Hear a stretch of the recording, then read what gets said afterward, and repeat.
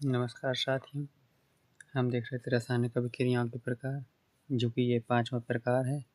इससे पहले हमने देखा था द्विविस्थापन अभिक्रिया। अब ये 5वें प्रकार में है उपचयन तथा अपचयन अभिक्रिया। तो पहले देखते हैं उपचयन अभिक्रिया। इसी को उपचयन अभिक्रिया कहते हैं, इसी को ऑक्सीकरण अभिक्रिया भी कहते हैं या उपचायक भी इसी को कहते हैं। ठीक, तीनों एक ही है। परिभाषा देखें,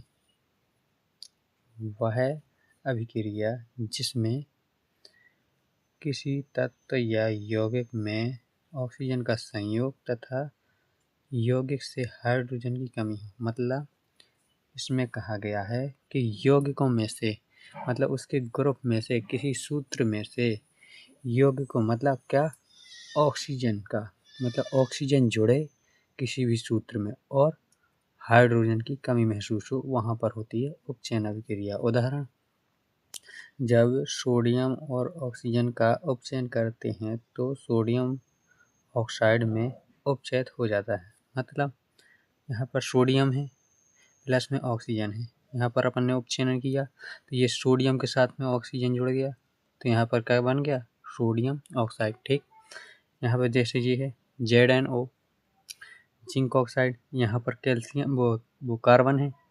यहाँ पर अपन ने उपचयन किया तो यहाँ पे Zn अलग हो गया और ये कार्बन के साथ में क्या, ऑक्सीजन जुड़ गया, तो यहाँ पर इसको कहते हैं उपचयन अभिक्रिया। यहाँ पर लिखा है ऑक्सीजन का जुड़ना और हाइड्रोजन की कमी। देखते हैं दूसरी, अपचयन अभिक्रिया। अपचयन अभिक्रिया या इसी को अवकरण अभिक्रिया भी कहते हैं या अपचायक कहते हैं। उसको कहते थे उपचायक, इसको कहते हैं अपचायक। वह अभिक्रिया जिसमें किसी तत्व या यौगिक में ऑक्सीजन की कमी तथा किसी यौगिक से हाइड्रोजन की वृद्धि। मतलब इसमें कहा गया है कि उसमें कहा गया था कि ऑक्सीजन का संयोग हो, मतलब ऑक्सीजन जुड़े और हाइड्रोजन की कमी हो। और इसमें कहा गया है हाइड्रोजन की वृद्धि, मतलब जोड़ना, और ऑक्सीजन की कमी हो। उसका उल्टा ही अपचयन अभिक्रिया कहते हैं। ठीक, जैसे जब क्यूप्रिक ऑक्साइड और हाइड्रोजन का अपचयन करते हैं, मतलब क्यों, CaO, कॉपर ऑक्साइड मतलब CuO, क्यूप्रिक ऑक्साइड को हाइड्रोजन का अपचयन करते हैं, मतलब इसका और इसका अपचयन किया तो ये है क्या, कॉपर यहाँ पर आया तो यहाँ पर कॉपर हो गया मतलब अलग, क्यूप्रिक ऑक्साइड में से कॉपर हो गया अलग, मतलब ऑक्सीजन क्या, जल के साथ में जुड़ गया। इसमें कहा गया है क्या, हाइड्रोजन की कमी, वो हाइड्रोजन की वृद्धि होनी चाहिए। मतलब यहाँ पर हाइड्रोजन की क्या हो रही है, वृद्धि। मतलब यहाँ पे इसमें देखो कि इसमें कहा गया है कि ऑक्सीजन की कमी, तो यहाँ पे कॉपर के साथ में ऑक्सीजन की यहाँ पर कमी हो रही है ना। इसमें एक होगा, या तो हाइड्रोजन की मतलब वो होगी वृद्धि या ऑक्सीजन की कमी होगी, सो ये हो जाएगा अपचयन अभिक्रिया। ठीक, तो यहाँ पर ये कॉपर ऑक्साइड है था और यहाँ पर कॉपर अकेला बचा, मतलब ऑक्सीजन की क्या हुई, कमी हुई ना यहाँ पर। इसीलिए इसमें कहा गया है कि किसी यौगिक से हाइड्रोजन की वृद्धि और ऑक्सीजन की कमी, ऑक्सीजन की कमी है तो यहाँ पर क्यूप्रिक ऑक्साइड में से यहाँ पर जो कॉपर अकेला बचा और जो मतलब H के पास, हाइड्रोजन के पास ऑक्सीजन जाके जुड़ गया, तो यहाँ पर क्या होगी, कमी होगी काय की, ऑक्सीजन की। ठीक, अब देखते हैं तीसरी, रेडॉक्स अभिक्रिया।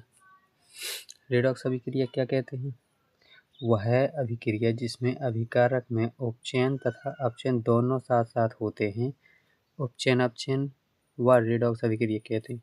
इसे रेडॉक्स अभिक्रिया कहते हैं और उपचयन अपचयन भी अभिक्रिया कहते हैं। उदाहरण देखते हैं, क्यूप्रिक ऑक्साइड को प्लस अपन ने क्या किया, हाइड्रोजन के संग यहाँ पे क्या कह दिया। अब इसमें उपचयन भी होगा और अपचयन भी होगा, इसमें दोनों सूत्र आ जाएंगे, मतलब दोनों एग्जाम्पल आ जाएंगे। तो यहाँ पे क्या हो रहा है कि यहाँ पे कॉपर ऑक्साइड में यहाँ पर क्या हो रहा है, अपचयन, मतलब ऑक्सीजन की यहाँ पर कमी हो रही है।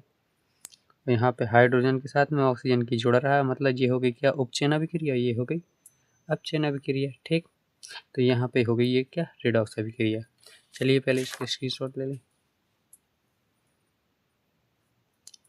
इसके बाद फिर उपचयन वाली,